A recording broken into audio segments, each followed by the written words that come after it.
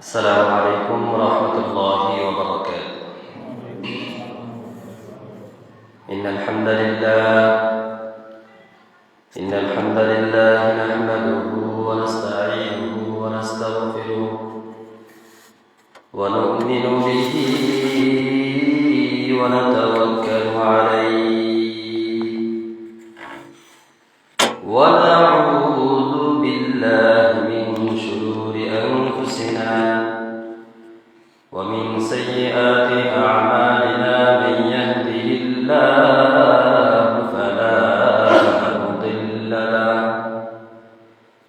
ومن يضلل فلا هادي له فلن تجد له وليا مرشدا. ونشهد أن لا إله إلا الله وحده لا شريك له والذي لا ضد له ولا ند له لا مثل له ولا مثيل له لا وزير له ولا كفيل له لا شبه له ولا شبيه له ولا ولد له ولا والد له وهو الواحد الفرد الصمد لم يلد ولم يولد ولم يكن له كفوا أحد. ونشهد أن سيدنا ونبينا وحبيبنا وطبيبنا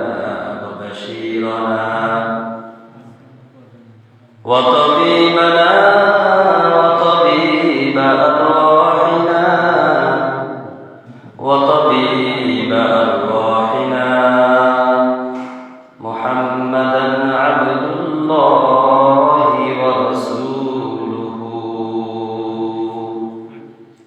الذي أرسله بالحق بشيرا ونذيرا وداعيا إلى الله بإذنه وسراجا منيرا.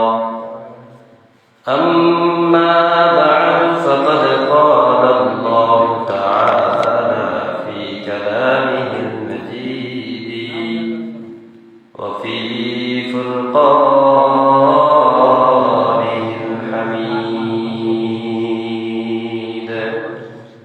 সকলে বলি أعوذ بالله من الشيطان الرجيم. بسم الله الرحمن الرحيم. سبحان الذي أسرى بعبده ليلا من المسجد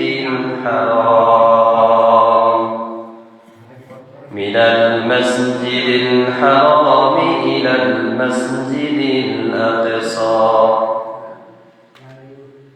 وقال النبي صلى الله عليه وسلم هو دابة أبيض طويل ما فوق الحمار ودون البغل يدعو حافره عند منتهى طرفه أو كما قال النبي عليه الصلاة والسلام إن الله وملائكته يصلون على النبي يا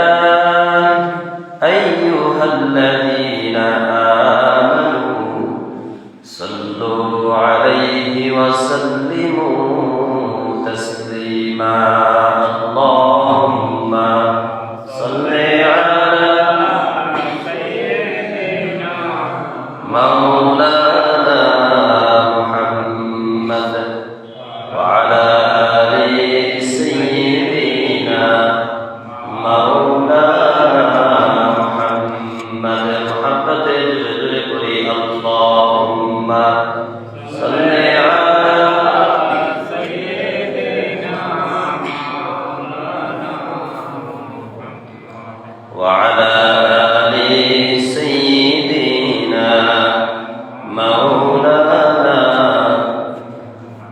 হাজারো ব্যথা বেদনার পরে ফিরে আসনি তুমি আপন ঘরে, দিনের আলো তুমি ছড়িয়ে দিতে চলে গেলে মদিনায় মক্কা ছেড়ে। হে রাসূল তোমাকে ভুলি আমি কেমন করে। আল্লাহুম্মা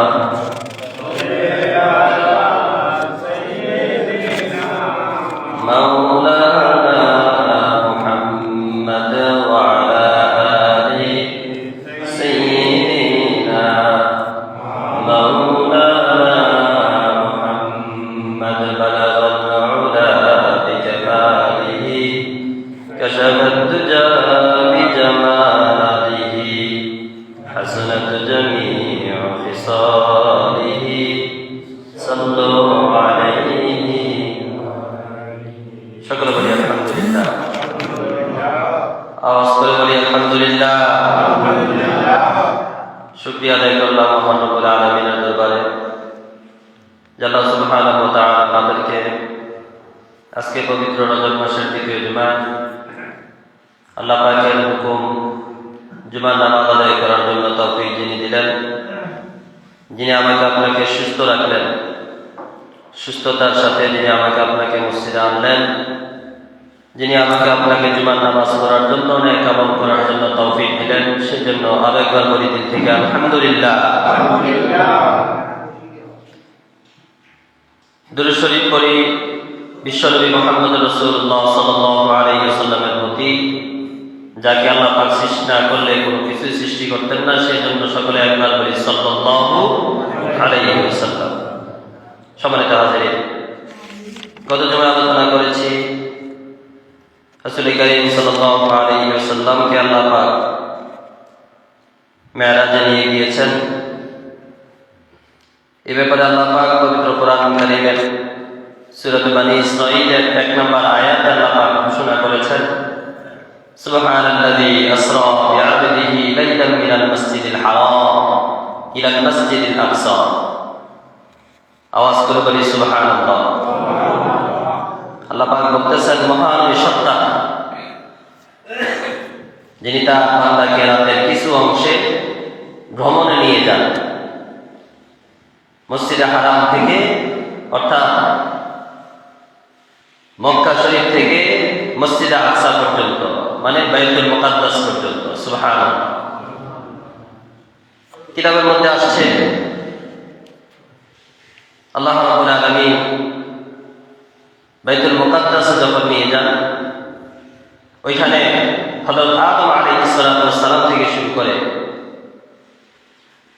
হযরত ঈসা নবী পর্যন্ত সমস্ত নবী রাসূলরা একত্রিত হয়েছে। সুবহানাল্লাহ।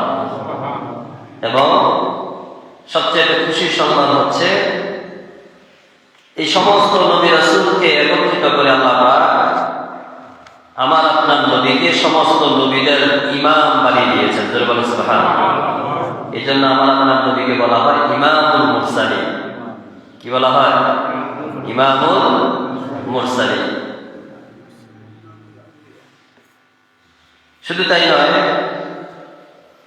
রাসূল কারীম সাল্লাল্লাহু আলাইহি ওয়াসাল্লামকে আল্লাহ পাক সাত আসমান পাড়ি দিয়ে আল্লাহ পাক যখন আল্লাহ হাবিব সাল্লাল্লাহু আলাইহি ওয়াসাল্লামকে নিয়ে যান, সাত আসমান পাড়ি দেওয়ার পর নিয়ে যান সিদরাতুল মুনতাহা। সিদরাতুল মুনতাহা, ওইখানে আল্লাহ পাক তার হাবিবকে সমস্ত নিদর্শন দেখিয়ে দেন। সুবহানাল্লাহ।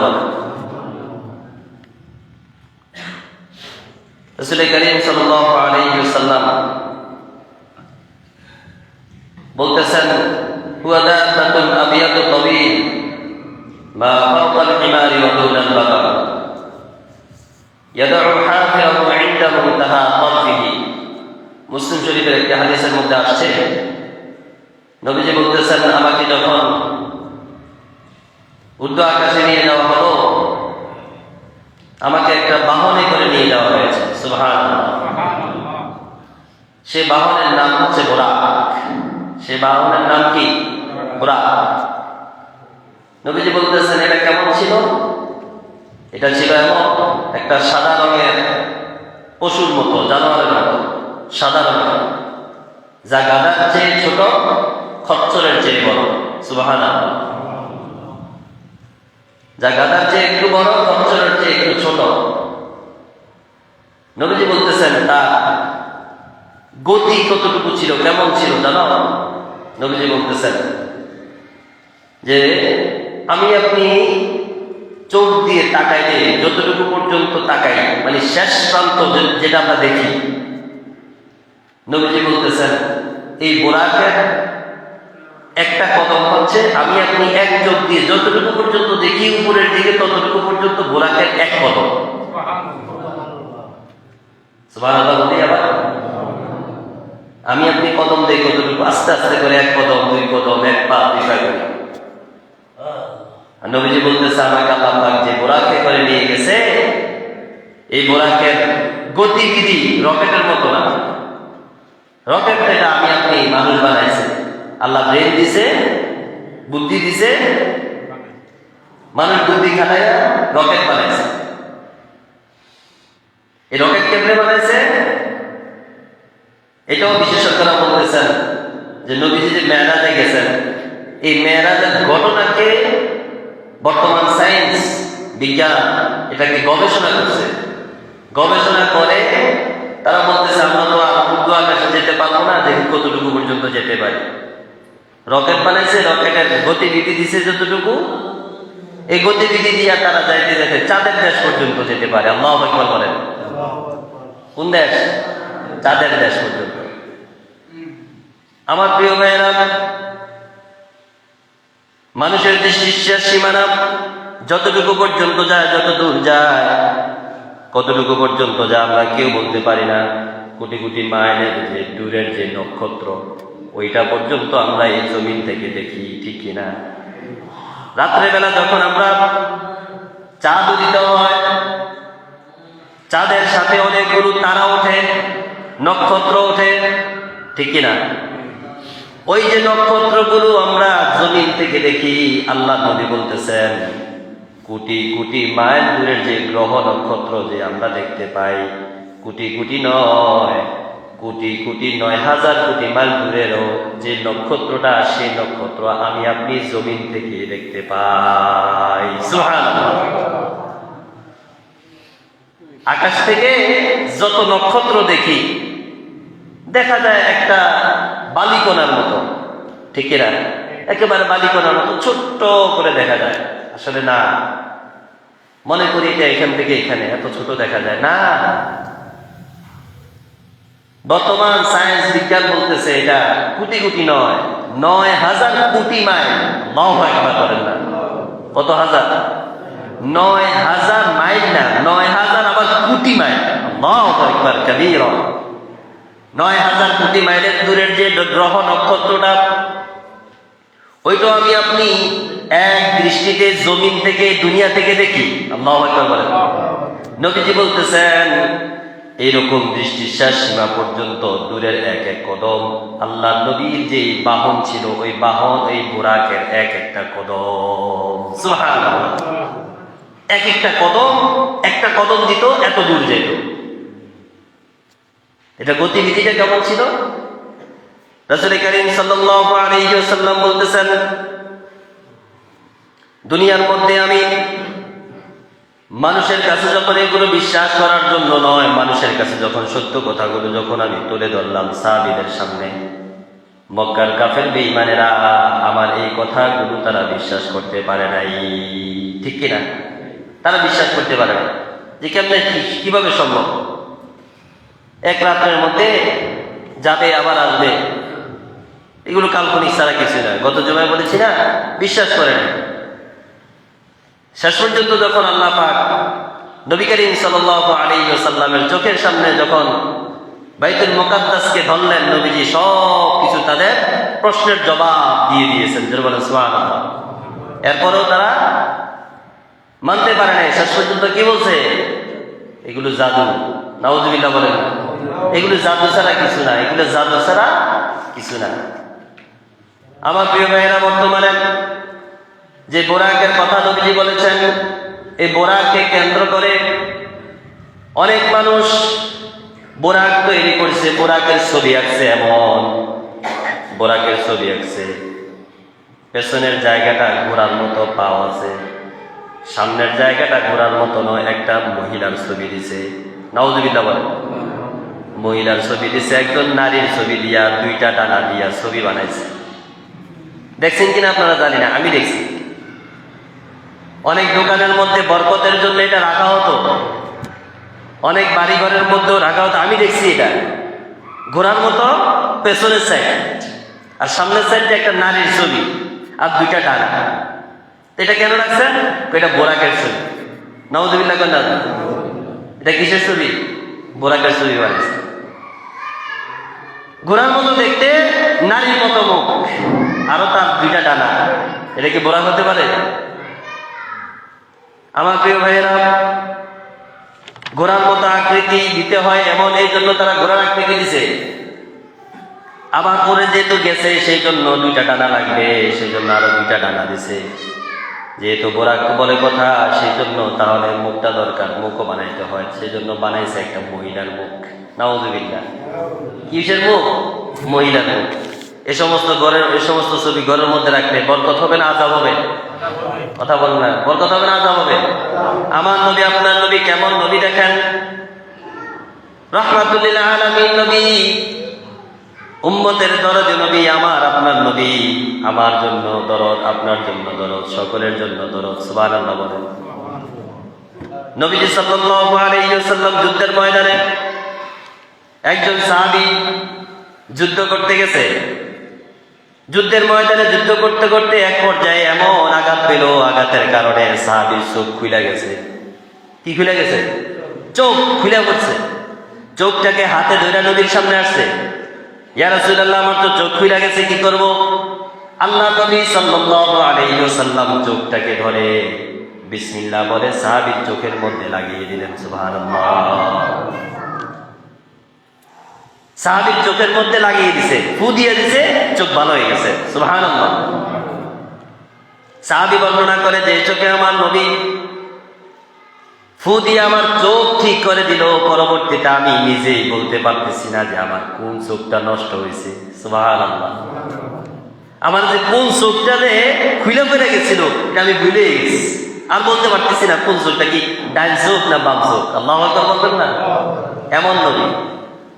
শুধু তাই না, আমার নবী, আপনার নবী সাল্লাল্লাহু আলাইহি ওয়াসাল্লাম যে রাস্তা দিয়ে হাঁটতেন, ওই রাস্তা দিয়ে যখন পরবর্তীতে কোনো মুসলমান যদি যেতেন, তাহলে বুঝতেন অবশ্যই অবশ্যই এই রাস্তা দিয়ে আমার নবী হেঁটে গেছেন। কেমনে বুঝতেন? আল্লাহ নবী যে রাস্তা দিয়ে হেঁটে যেতেন, ওই রাস্তার মধ্যে মেশক আম্বরের যে দামি সুঘ্রাণ, জান্নাতের সুঘ্রাণ ছড়াইয়া যেত। সুবহানাল্লাহ। শুধু তাই নয়, আল্লাহ নবীর কাছে ছোট্ট বাচ্চা নিয়ে আসছে, ইয়া রাসূলুল্লাহ, আমার ছোট্ট বাচ্চার মাথার মধ্যে চুল উঠে না। নবীজি মাথার মধ্যে হাত দিয়া ফু দিয়া দিলেন, আল্লাহর হুকুমে এই বাচ্চার মাথার মধ্যে চুল গজাইতে শুরু করছে। সুবহানাল্লাহ। মুসাইলামাতুল কাযযাব, যে পরবর্তীতে নবী দাবি করছিল, সেও মনে করছিল যে আমি সর্বশেষ নবী, নবী মুহাম্মদ সর্বশেষ নবী না, আমি নবী। জোরে বলেন নাউযুবিল্লাহ। মুসাইলামাতুল কাযযাব ওই যুগের নবীজির যুগে ছিল। সে নবীজিকে নকল করত, ফলো করত। নবীজি দেখলেন মাথার মধ্যে হাত দিলে মাথার চুল গজাইতো, সেও চিন্তা করলো আমিও যার মাথায় চুল নাই তার মাথার মধ্যে আমি ফু দিই, চুল গজাইব। ওই ব্যক্তি যখন মাথার মধ্যে হাত দিয়া ফু দিত, বরং যে চুল মাথার মধ্যে ছিল ওই চুল পর্যন্ত জইরা পড়তো। নাউযুবিল্লাহ বলেন। আমার নবীজি, যার ঘরের মধ্যে বরকত ছিল না, খাবার ছিল না, তার ঘরের মধ্যে যখন যাইতেন খাবারের জন্য দোয়া করতেন আল্লাহর কাছে। সুবহানাল্লাহ বলেন। যখন আল্লাহর কাছে দোয়া করতেন আল্লাহ রাব্বুল আলামিন ওই সাহাবীর ঘরের মধ্যে বরকত ঢেলে দিতেন। জোরে বলেন সুবহানাল্লাহ। মুসাইলামাতুল কাযযাব দেখলো নবীজি তো এটাও করে, আমিও একটু দেখি। সেও যখন মানুষের ঘরের মধ্যে দোয়া করতো, ওই ঘরের মধ্যে বরকত তো দূরের কথা, ওই ঘরের মধ্যে পরবর্তীতে আযাব শুরু হয়ে গেল। নাউযুবিল্লাহ। কারণ আমার নবী রাহমাতুল লিল আলামিন নবী। জোরে বলেন সুবহানাল্লাহ। আমার নবী রহমতের নবী। জোরে বলেন কি নবী? রহমতের নবী। শুধু তাই নয়, নবীজি একবার যুদ্ধের ময়দানে গেলেন। 800-900 এরকম সাহাবী, ওযু করার জন্য পানি নাই। জোরে বলেন ওযু করার জন্য কি নাই? পানি নাই। এখন ওযু করার জন্য তো পানি দরকার, পানি দরকার না? তা আল্লাহ নবীকে এসে বলতেছেন, ইয়া রাসূলুল্লাহ, ইয়া হাবিবাল্লাহ, নবী গো, ওযু যে করবো, পবিত্রতা যে অর্জন করবো, পানি তো নাই। এত মানুষ, 800 মানুষ, 900 মানুষ, কেমনে ওযু করবো গো নবী? নবীজি বলতেছেন, একটু পানি নিয়ে আসো, আমার কাছে অল্প একটু পানি নিয়ে আসো, যদি থাকে অল্প একটু পানি নিয়ে আসছে। ছোট্ট একটু পানি, একটু পাত্রের মধ্যে, ছোট্ট একটা পাত্র করে পানি নিয়ে আসছে। নবীজি পানির মধ্যে হাত দিলেন। কি দিছে? দেখেন না আপনি কেমনে এইভাবে হাত দিছে। হাত দিছে যে 5টা আঙ্গুলও বরাবর পানি হয় না। আল্লাহু আকবার বলেন। এই কোন রকম 4 আঙ্গুল বরাবর পানি আছে। নবীজি বলতেছে, সবাই এখান থেকে পানি নাও। সুবহানাল্লাহ। কেমনে পানি নিব? নবীজি যখন পানির উপরে হাত দিলেন, ওই জায়গা থেকে বাতের মারের মতো টকবক করে পানি উঠতে লাগলো। কেমন নবী আমরা পাইছি? সুবহানাল্লাহ বলতেন না? শুধু তাই নয়, নবীজি আবু বকরকে নিয়ে যখন কোথাও এক জায়গায় সফর করতে রওনা দিলেন, নবীজি রওনা দিলেন, এমন সময় নবীজির আবুর সাথে সাহাবী বলতেছেন, আবু বকর, ইয়া রাসূলুল্লাহ, ক্ষুধা তো লাগছে। নবীজি বলতেছে, আমারও তো ক্ষুধা লাগছে, কি করা যায়? আল্লাহ নবী বলতেছেন, এই যে দেখা যায় পাশে বকরি চড়ায় রাখাল, তার কাছে যাও, গিয়ে তাকে বলো যে তুমি একটা বকরি দাও, দুধ দহন করে আমরা খাবো, এত কোনো তোমার আপত্তি আছে কিনা? রাখাল বলতেছেন, তোমরা কে? আমি চিনি না। তখন সে নবীকেও চিনত না। রাখাল বলতেছেন, তোমরা কে? আমি চিনি না। আমি যার কাজ করি, যার বকরি আমার কাছে, এগুলো তার আমানত। জোরে বলেন সুবহানাল্লাহ। এগুলো কি? আমানত। আমানতের খেয়ানত করতে পারবো না। এখনো কিন্তু মুসলমান হয় নাই। সুবহানাল্লাহ ভাই। এখনো কি হয় নাই? মুসলমান হয় নাই, নবীকেও চিনে না, আবু বকরকে তো চিনেই না। নবীজি বলতেছে, আবু বকর, এই রাখালকে বলো এমন একটা বকরি দিতে যে বকরি কোনোদিন দুধ দেয় না। আল্লাহু আকবার বললেন। কোনোদিন কি দেয় না? দুধ দেয় না, দুধ দিবেও না। এমন একটা বকরি আছে কিনা জিজ্ঞাসা করো। রাখাল বলতেছে, অবশ্যই আছে। বলতেছে, যেহেতু তোমার মালিক তোমার কাছ থেকে হিসাব নেবে, দুধ যে বকরি দুধ দেয় ওইটার থেকে নিলে জবাব দিতে হবে।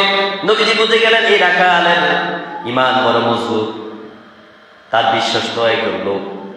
সেজন্য নবীজি বলতেছে, এমন একটা বকরি আমার কাছে আনো যে বকরি দুধ দেয় না। বকরি নিয়ে আসলো। রাখালকে বলতেছে, এই বকরি থেকে যদি দুধ দেয় না, এই বকরি থেকে যদি আমরা দুধ দহন করে খাই, তোমার কোনো আপত্তি আছে? আল্লাহু আকবার বলেন না। রাখাল বলতেছে, আশ্চর্য কথা, বকরি তো দুধে দেয় না, তো এটা থেকে দুধ দহন করে খাইলে আমার আপত্তি কি? সুবহানাল্লাহ বলবেন না? আল্লাহ নবী সাল্লাল্লাহু আলাইহি ওয়াসাল্লাম বকরির কাছে গেলেন। বকরির উলানের মধ্যে যখন বিসমিল্লাহ বলে হাত দিলেন, আল্লাহর হুকুমে বকরির উলানের মধ্যে দুধ ভরপুর করে দিলেন কে? জোরে বলেন না, কে? রাখাল হা করে তাকিয়ে আছে। আল্লাহু আকবার বলে না? রাখাল কি করতেছে? হা করে তাকিয়ে আছে। কি হইতেছে আমার চোখের সামনে? আবু বকরকে আল্লাহ নবী বলতেছেন, আবু বকর একটা পাত্রের ব্যবস্থা করো। পাত্র নিলেন, নবীজি দুধ দহন করলেন, নিজে পান করলেন, আবু বকরকে পান করাইলেন, এবং যে রাখাল ছিল সেই রাখাল পর্যন্ত দুধ পান করছে। জোরে বলেন সুবহানাল্লাহ।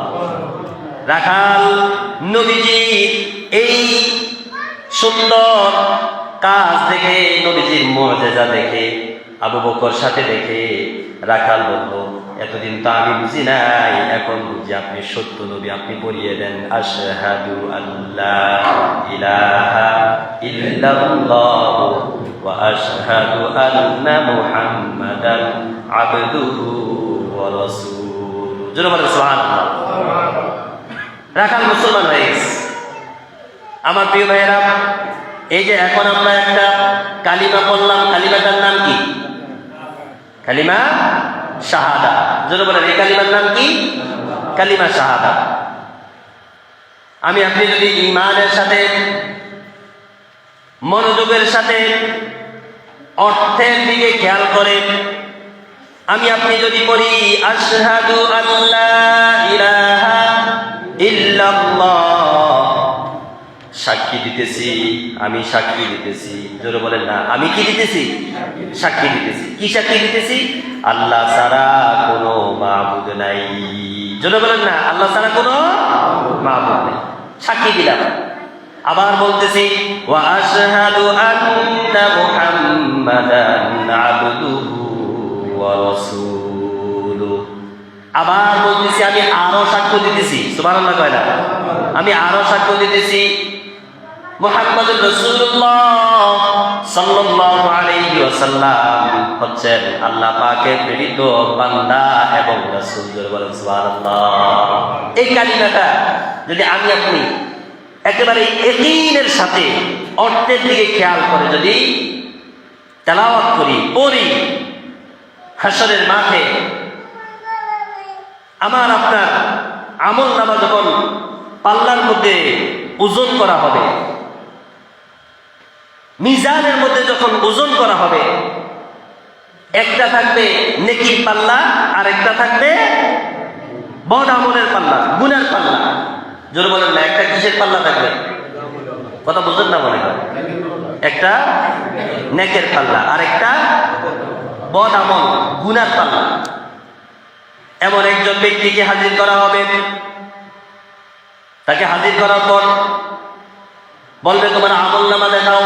আমল নামা বের করবে, আমল নামা এমন বের করবে তার সামনে যে তার চোখ দিয়ে যতটুকু পর্যন্ত দেখে ততটুকু পর্যন্ত তার আমল নামার যে খাতা আছে, খাতার পৃষ্ঠা এত লম্বা, সমস্ত পৃষ্ঠার মধ্যে শুধু গুনাহ আর গুনাহ। নাউযুবিল্লাহ বলেন, কি শুধু গুনাহ, কোনো কি নাই, নেক আমল নাই। নেক আমল যতটুকু আছে, গুনার দিকে তাকাইলে আবার এই নেক আমলের কথা ভুলে যায়। এত পরিমাণ গুনাহ করছি, গুনাহ করতে করতে আমার তো মিজানের পাল্লা, গুনার যে পাল্লা, এই গুনার পাল্লা তো অনেক ভারী দেখা যায়। আর যে নেক আমল করছি, এই নেক আমলের পাল্লা অনেক হালকা দেখা যায়। ফেরেশতারা বলতেছেন রব্বুল আলামিন, এই বান্দার অবস্থা এমন, গুনার পাল্লা ভারী, নেকের পাল্লা হালকা। নেকের পাল্লা কি? জোরে বলেন না, হালকা। গুনার পাল্লা ভারী। এখন আমি আপনাদেরকে প্রশ্ন করতে চাই, আমাদের এখন বর্তমানে আপনি আমি নিজেরা যদি নিজেদের নেক আমলের আমল নামার হিসাব করি, এক পাল্লায় গুনাহ রাখেন, আরেক পাল্লায় নেক আমল রাখেন, সওয়াব রাখেন। এখন নিজেরাই নিজে ওজন করেন, আমার আপনার নেকের পাল্লা ভারী হবে নাকি গুনার পাল্লা ভারী হবে? আসতে কয়, গুনার পাল্লা ভারী হবে না? কথা কয় না, গুনার পাল্লা ভারী হবে না? অবশ্যই গুনার পাল্লা ভারী হবে। কারণ আমরা তো এখন সবাই মসজিদে আসলেও গুনাহ করি, বাইরের কথা বাদে দিলাম, ঠিক না ভাই? ঠিক জোরে বলেন না। মসজিদে আসলেও কি করি? কথা কয় না, মসজিদে আসলেও কি করি? গুনাহ করি। ওইদিকে আমি যাবো না, ওইটা অন্য কথা, অন্য সাবজেক্ট, আমি ওইদিকে পরে যাব। তো ওই ব্যক্তিটা মনে মনে চিন্তা করবে, আহা, যে অবস্থা দেখতেছি মিজানের পাল্লা, আমি তো নিশ্চিত জাহান্নামে চলে যাব। নিশ্চিত কোথায় যাব? জাহান্নামে চলে যাব। ওই লোকটার মন খারাপ হয়ে গেছে। আল্লাহ রাব্বুল আলামিন আরশে আজিম থেকে ফেরেশতাদেরকে ডাক দিয়ে বলবেন, ও আমার ফেরেশতারা, আমার এই বান্দার ছোট্ট একটা আমল, ছোট্ট একটা নেকি আমার কাছে আছে। জোরে বলেন সুবহানাল্লাহ।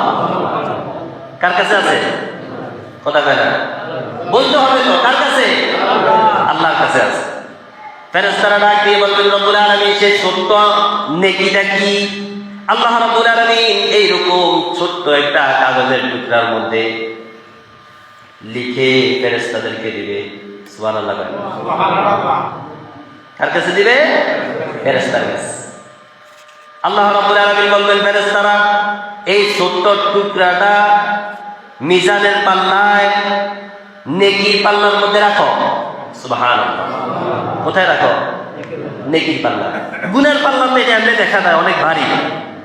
গুনার পাল্লা নিচের দিকে আর নেকির পাল্লা উপরের দিকে। হালকা না? উপরের দিকে ওইটা। আল্লাহর বান্দা মনে মনে চিন্তা করে, গুনাহ তো করতে করতে গুনার পাল্লা ভারী করে ফেললাম, সারা জীবন গুনাহ করছি, জবান দিছিল আল্লাহর জিকির করার জন্য, মিথ্যা কথা কইছি, জবান দিছিল তাসবিহ পড়ার জন্য, কিন্তু মানুষের সাথে ধোঁকাবাজি করছি, জবান দিছিল কোরআন তেলাওয়াত করার জন্য, কিন্তু আমি মুখ দিয়া মানুষকে গালাগালি করছি। ঠিক না বেঠিক? আমি তো ভালো কাজে জবান ব্যবহার করি নাই, আমি এমন এমন গুনার কাজ করছি যে গুনাহ আমার আজকে গুনার পাল্লা ভারী হয়ে গেল। আর এই আল্লাহ পাকের দেওয়া ছোট্ট একটা কাগজের টুকরা যে মিজানের পাল্লা, নেকির পাল্লা রাখছে, এটা কি ওজন হইব? আল্লাহু আকবার কয়। দিছে কে? কথা বলেন নাই মনে হয়? দিছেন কে? ফেরেশতারা যখন এই ছোট্ট টুকরাটা যখন তার নেক আমলের পাল্লার মধ্যে রাখবে, আল্লাহু আকবার, যখন রাখবে সাথে সাথে নেকির পাল্লাটা ভারী করে দিবেন কে? উনি আমার আল্লাহ। যারা বলেন চিৎকার দিয়ে বলেন, উনি কে? যেই না মাত্র নেকের পাল্লায় আল্লাহর দেওয়া ছোট্ট নেকিটা রাখলো, সাথে সাথে গুনার পাল্লাটা হালকা হয়ে গেল, নেকের পাল্লাটা ভারী হয়ে গেল। আল্লাহু আকবার বলেন। আল্লাহর বান্দা আল্লাহ রাব্বুল আলামিনকে ডাক দিয়ে বলবেন, রব্বুল আলামিন, আমি তো কোনো কিছুই বুঝতে পারলাম না, একটু আগে দেখলাম আমার গুনার পাল্লা ভারী, এখন আবার দেখতেছি আমার নেকের পাল্লা ভারী। সুবহানাল্লাহ। আল্লাহ রাব্বুল আলামিন বলবেন, বান্দারে, আমার দুনিয়ার মধ্যে কোনো এক সময় তুমি ইয়াকিনের সাথে, ঈমানের সাথে, অর্থের দিকে খেয়াল করে, আমি আল্লাহকে স্মরণ করে, আমি আল্লাহকে মেনে তুমি পড়ছো আশহাদু আল্লা ইলাহা ইল্লাল্লাহ ওয়া আশহাদু আন্না মুহাম্মাদান আবদুহু ওয়া রাসূলুহু। তাওহীদ, তুমি সাক্ষী দিছো আমি আল্লাহ এক। জোরে বলেন সুবহানাল্লাহ। আমার প্রিয় ভাইরা, রাসূল করিম সাল্লাল্লাহু আলাইহি ওয়াসাল্লাম, মনে আছে কথা? নবীজি যখন ওযুর পানি নাই, একটু পানি হাত দিয়া যখন ধরছেন, ওইখান থেকে পানি বের করে দিলেন কে? 70-80 জন নয়, 100 জন নয়, 800-900 সাহাবী এই পানি এখান থেকে নিয়ে ওযু করছে। সুবহানাল্লাহ। আবার খন্দকের যুদ্ধে, খায়বারের যুদ্ধে সমস্ত সাহাবীরা ক্ষুধায় এক একজনে দুর্বল হয়ে গেল।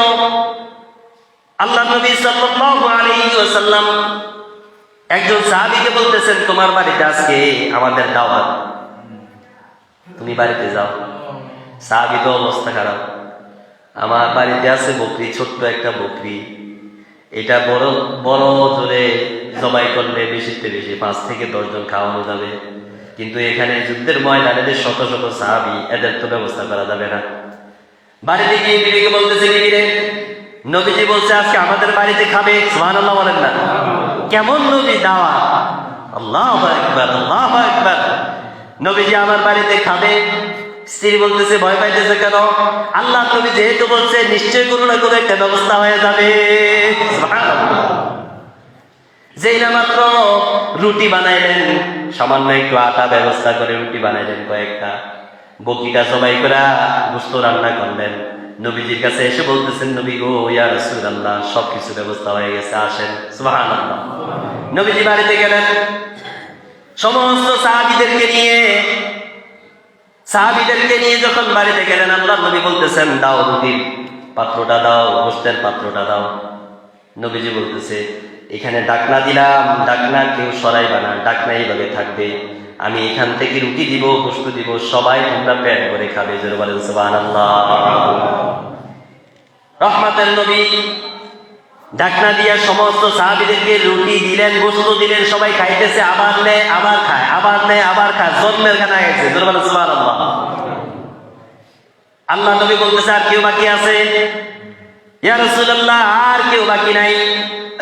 নবীজি সাল্লাল্লাহু আলাইহি ওয়াসাল্লাম বলতেছেন, আবার ঢাকনা উঠাইছে, উঠাই দেখতেছে যতটুকু রুটি আর যতটুকু গোশত ওই পরিমাণ এখনো পর্যন্ত ডেকচির মধ্যে আছে। সুবহানাল্লাহ। এমন আমার রহমতের নবী, এমন নবী আমরা পাইছি, কিন্তু ওই নবীরে মানতে আমাদের কষ্ট, ঠিক কিনা? হ্যাঁ, নবীরে মানতে আমাদের কষ্ট। বলো হুজুর, নবীরে মানতে কেমনে কষ্ট? নবীরে তো মানি, কেমনে মানলেন আপনি? নবী আমার নবী, আমি আমার নবীকে নবী মানি। তো নবী মানে তো বিড়ি খান কেন? নবী কি বিড়ি খেয়েছে? কথা কয়। তো বিড়ি আপনি কেমনে খান?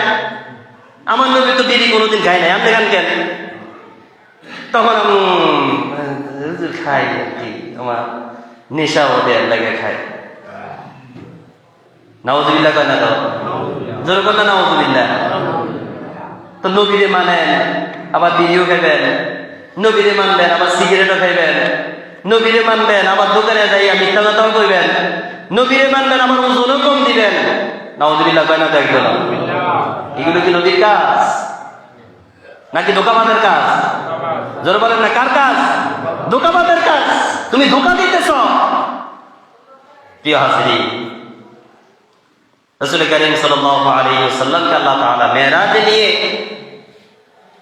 আল্লাহ পাক তার হাবিবকে পুরস্কার হিসেবে দিলেন। কি দিলেন? 5 ওয়াক্ত নামাজ। জোরে বলেন, কি দিলেন?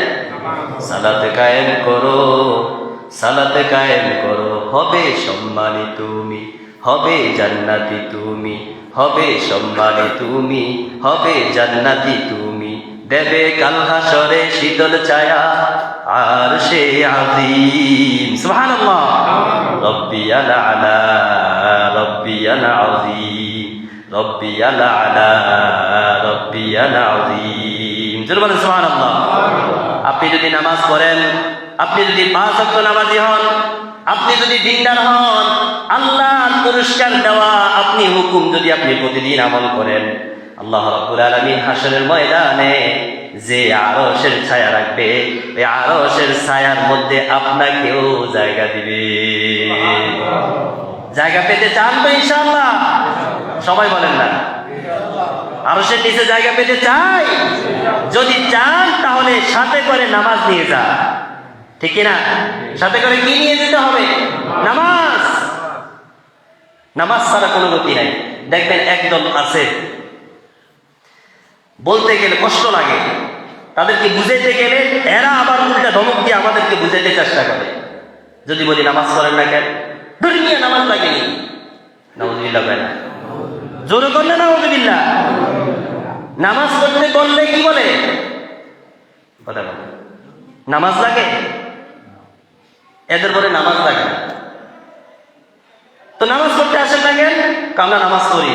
আবার অনেকে কয় নামাজ আমরা জন্ম দিছি। নাউযুবিল্লাহ কয় না? কি কয়? নামাজ বলে হ্যাঁ জন্ম দিছে। এমন কিছু পুরুষও আছে, মহিলাও আছে, ঠিক কিনা? আছে না? পুরুষও আছে, মহিলা আছে। আবার দেখবেন তারা তাদের আবার বাবার দরবারেও যায়, আছে না নাই? কথা কয় না? আছে না নাই? যেমন বাবা যেমন পীর তেমন মুরিদ। পীরে তো নামাজ পড়েই না, বাবা তো নামাজ পড়েই না, এই জন্য মুরিদেরও শিখাই দিয়েছে তুইও নামাজ পড়বি না, খবরদার। আর যে পীর মানে সেই পীরের পীর হচ্ছে শয়তান, ঠিক কিনা? জোরে বলেন, জোরে বলেন না, ঠিক কিনা? বেনামাজের পীরকে সহজ কথা, সহজ কথা, একবারে পানির মতো সহজ সচ্চ। বেনামাজির পীরকে শয়তান। আপনি নামাজ পড়েন না, কোনো অসুবিধা নাই। আপনি নামাজ জন্ম দেন, নামাজ লাগে না, এই লাগে না, সেই লাগে না, কত কিছু আপনি বলবেন। একটা কথা মনে রাখবেন, যেই জানাজায় উপস্থিত হন, যেই লোকটা সাদা কাপড় পেঁচাইয়া তারে রাইখা দিছে, আপনি যখন এই সাদা কাপড়ের ভিতরে ঢুকবেন, আপনাকেও তখন চকলেটের মতো মাথার কিনার দিয়ে একটা বান দিব, পায়ের কিনার দিয়ে একটা বান দিব, মাঝখান দিয়ে আরেকটা বান দিব। দিব কি দিব না? কথা কয় না? দিবে কি দিবে না? যখন তুমি এই চকলেটের মতো কাপড়ের ভিতরে ঢুকবা, তখন বুঝবা নামাজ লাগে কি লাগে না। কথা কন না? লাগে কি লাগে না তখন বুঝবা।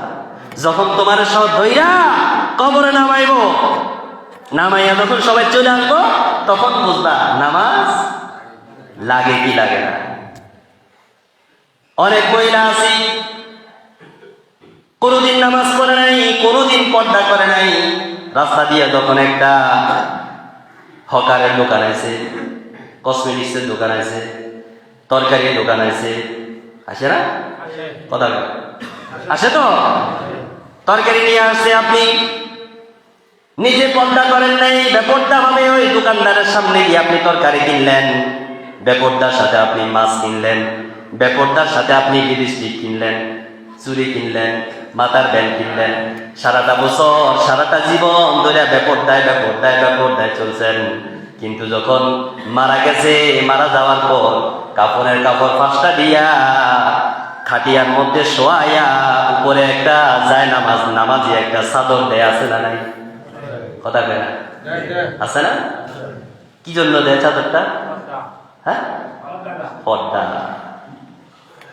যে বাবা আছেন মেয়েকে পর্দায় রাখেন না, ভালো করে শোনেন, যেই বাবা আছেন মেয়েকে পর্দা করান না, যেই স্বামী আছেন স্ত্রীকে পর্দা করান না, যেই মা আছেন নিজের মেয়েকে পর্দায় রাখেন না, যেই মা আছেন নিজের পুত্রবধূকে পর্দায় রাখেন না, নিজেও পর্দা করেন না, আপনি বেপর্দা ভাবে সারা জীবন চললেন। কিন্তু মরণের পরে কাপড়ের উপরে যখন খাটিয়ার উপরে একটা বিছানার চাদর দিয়া পর্দা দিবে, এই পর্দার 1 পয়সাও কোনো দাম নাই। কথা বলেন ঠিক কিনা?